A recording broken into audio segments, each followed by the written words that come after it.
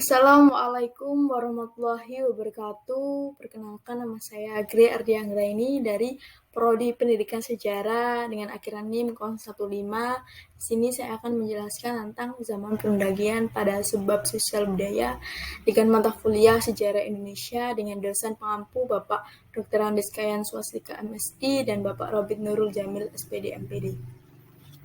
Selanjutnya, next. Nah, sebelum saya menjelaskan tentang aspek sosial budaya pada zaman perundagian, saya akan menjelaskan terlebih dahulu tentang apa sih zaman perundagian itu sendiri. Next. Nah, zaman perundagian ini ada 4 poin ya di sini.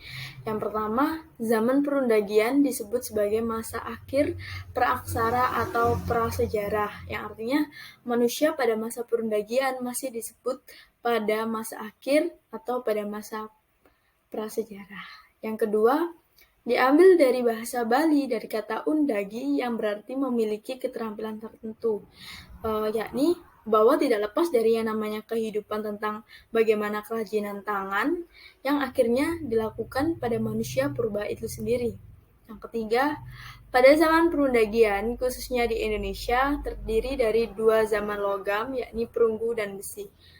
Artinya, bahkan pada masa manusia purba itu sendiri sudah melihat bahwa adanya yang paling penting, mereka sudah melakukan penamaan tentang kebudayaan perunggu dan besi. Tentang kebudayaan itu menunjukkan kata perunggu, kata besi sebagai salah satu bagian di dalam satu pembangunan kebudayaan mereka.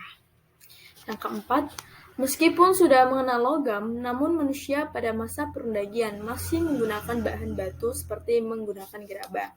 Artinya meskipun sudah logam, namun pada masa manusia purba itu sendiri tidak lepas bergantung pada logam saja. Namun dengan demikian, mereka sudah menggunakan bahan seperti bahan batu dan pembuatan gerabah.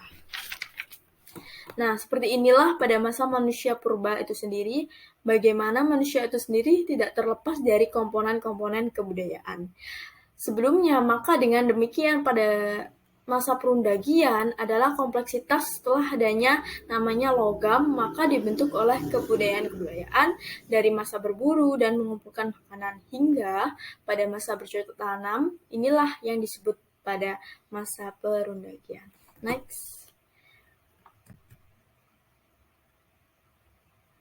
Nah, setelah kita menyinggung pembahasan dari zaman perundagian, kita akan lanjut pembahasan tentang sosial budaya pada zaman perundagian. Next. Nah, di sini ada 3 poin tentang sosial budaya pada zaman perundagian. Yang pertama, karena sudah mengenal berbagai logam, maka logam tersebut sudah memiliki lapisan sosial, yang artinya dalam setiap orang-orang memiliki kerajinan tangan logam, maka dibentuk lapisan sosial. Yang paling memiliki golongan atas biasanya memiliki satu bentuk tertentu pembuatan logam yang menjadi modern pada masa itu. Yang kedua, mereka biasa tinggal berkelompok yang lebih besar dengan menguasai sebuah wilayah. Kalau misal pada masa manusia purba berburu dan mengumpulkan makanan hanya sekitar 15-30 orang, dan pada masa ini, pada zaman perundagian ini, mereka sudah bermasyarakat dan juga menguasai satu wilayah. Jadi pada masa itu sekitar misal 30-100 orang yang ada di dalamnya, sehingga demikian kelompoknya ini menjadi sangat besar. Yang ketiga, dipimpin oleh kepala suku dengan penasihat seorang datuk. Dipimpin oleh kepala suku dengan penasihat seorang datuk. Kepala suku dengan konsep primus inter pares menjadikan kepala suku seperti seorang raja yang harus dipatuhi. Nah, artinya dipimpin oleh kepala suku, yaitu dengan penasehatnya seorang datuk, yaitu dari datuk ini memberikan nasihat-nasihat tentang kebijakan-kebijakan yang ada di dalam satu desa atau satu wilayah pada masa perundagian. Inilah yang menyebabkan bahwa kepala suku ini disebut dengan konsep primus inter pares, menjadikan kepala suku ini sebagai raja yang harus dipatuhi.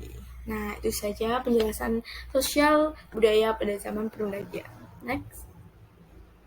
Nah, bagaimana penjelasan tadi? Apakah kalian paham? Semoga aja paham ya. Next. Nah, selesai. Saya akhiri. Kurang lebihnya saya mohon maaf. Wassalamualaikum warahmatullahi wabarakatuh.